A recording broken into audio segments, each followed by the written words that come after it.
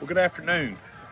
Just wanted to do a quick video. I'm going to show you what I got going on as far as the plan I've got for keeping my garden watered over the summer. And I hope, based on the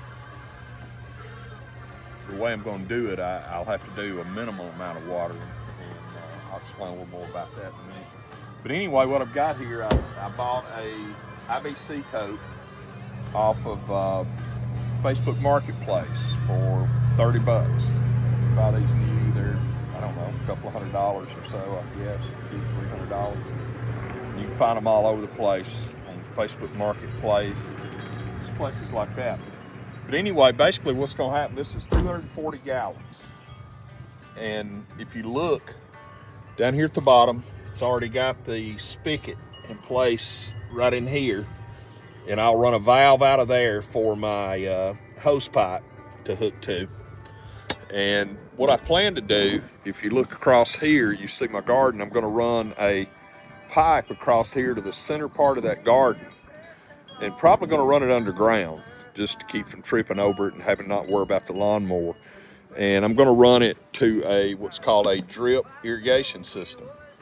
You pick those up on Amazon, and when I figure out what I'm going to get, I'll put a link on here and you can go there. But what I'll do is I'm going to come right here on the edge of my shed, and I'm going to run just a short gutter down through here all the way to the end, and I'll have a downspout coming off there. And what's going to happen is that downspout will enter the tank here. I'll have the fittings and stuff that'll screw down into this. It'll fill up. I'll have an overflow that will actually carry it out into the field behind me, so it doesn't all puddle up here around my shed and wash everything out and make a mess. So I've got quite a bit of work to do on that.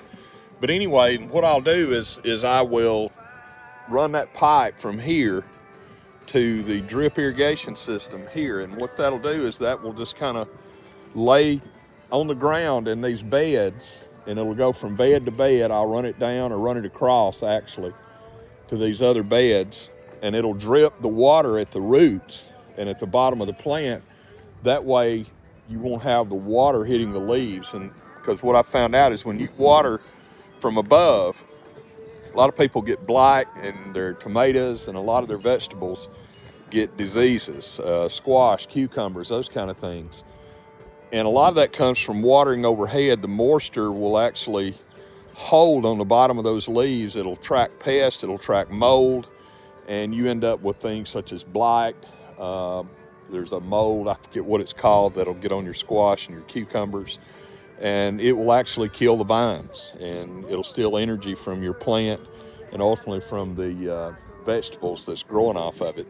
So I'm going to put that, my goal is to put the drip irrigation system in so I can maybe alleviate some of that.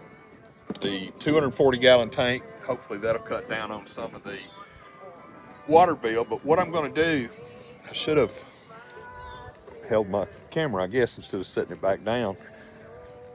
But what I'll do is I'll come in between these beds. I've already got my cardboard, and I'm going to line these pathways with cardboard, and I'm going to find me some fresh tree mulch where they've cut trees, cut limbs, trimmed trees, and they grind it up. And a lot of these companies just need somewhere to dump it. And I'm going to try to get a load of that and put it out back here somewhere. And I'm going to cover these pathways in that mulch.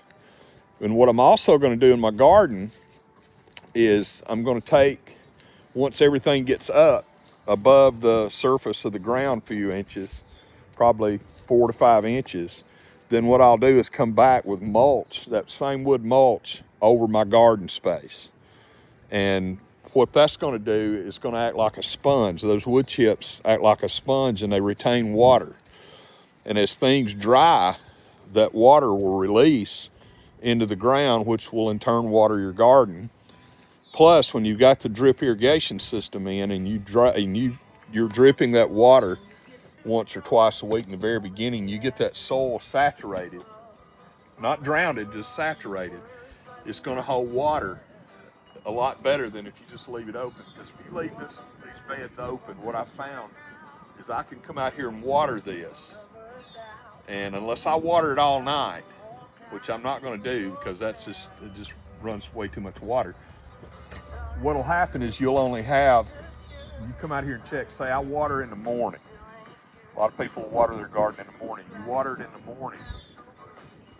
You can come out here by noon and put your index finger down in the dirt, and you'll only go a few inches, probably not more than just a couple of inches.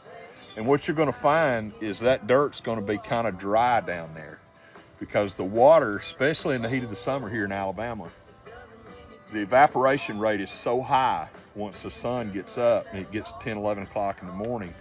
A lot of that water that you're taking on will actually evaporate, will never do the plants any good. And the water needs to get down to the root system. A lot of people think the goal is to get it on the leaves and the green part of the plants. And while that may help some, it actually, what it can do is it can cause the leaves to basically sunburn and bleach the leaves out and ultimately kill the plant. So you want that water source to go to the roots of the plant. Now I'm going to show you some things I've got going on here. I don't know if you can see it through my screen or not, but if you look, you see all those little green plants poking up. That is all salad greens. There's some romaine lettuce, and actually down the side over there is a little bit of cabbage. I just kind of broadcasted that in the other day when I got through doing my seeding trays.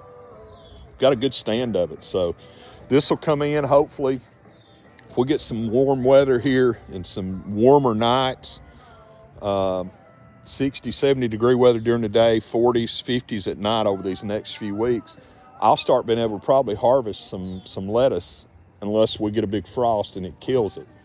The only other things I've got planted is, so far, are my onions. I've got 3 rows of onions here.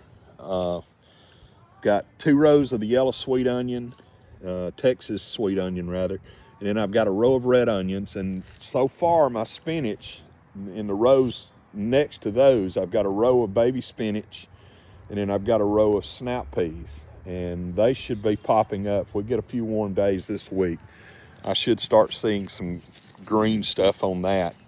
And hopefully the spinach, within the next month, hopefully I'll be getting some spinach, snap peas, maybe by the end of April, 1st of May. And what that's going to allow me to do is, once I'm through harvesting that stuff there, I can just kind of work it back into the soil. Both of those are rich in nitrogen. So there you go, there's your fertilizer. I don't have to go out and buy a bag of fertilizer and put the commercial grade fertilizer in my garden and in turn put it in my body. I'm going to use the stuff that's naturally there.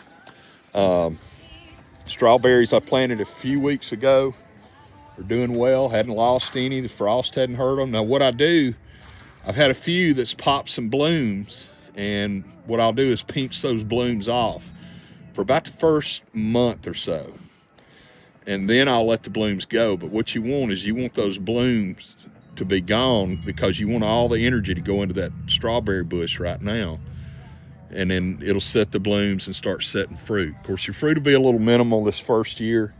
Next year we ought to really have some strawberries. And then over here's the ones I've had in since last fall, and they've been dormant, and as you can see, they're starting to green up and come out of their dormancy.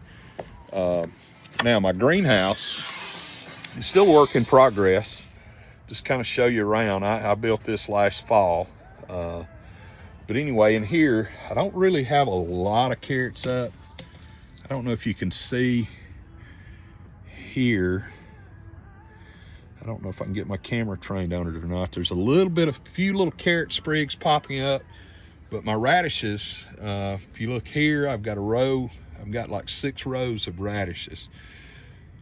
Things go well, I'm gonna move these outside, the radishes especially, probably this week. With this warmer weather, and kind of start hardening them a little bit if they grow another ½ inch or so, and should have radishes by maybe middle to late March. I know we've got some folks, some friends and things at church that look forward to that every year. So anyway, that's kind of the update. Oh, I forgot to to show you this. These are my potato bags. I made a video planting those the other day. Of course, no sprouts yet. It takes a little bit for those things to pop up and get going. Once they do, they will be mulched. I'll mulch them with straw, add a little blood meal to them, and then, you know, we'll be off to the races as far as potatoes go. But anyway, that's all I've got today. I just mainly wanted to show you the watering system and what I've got going on with it. We'll see how it works. I've never used anything like this, but what I'm going to do, I'll lift it up off the ground, of course, with some 8-inch concrete blocks, kind of build a little platform for it to sit on. And hopefully by the end of the week, I'll have my gutter on and have it functioning. And I was kind of hoping to get it done before Thursday. And I don't know if I'll be able to pull that off or not. All I've got is tomorrow. Don't know if I'll get it done tomorrow or not.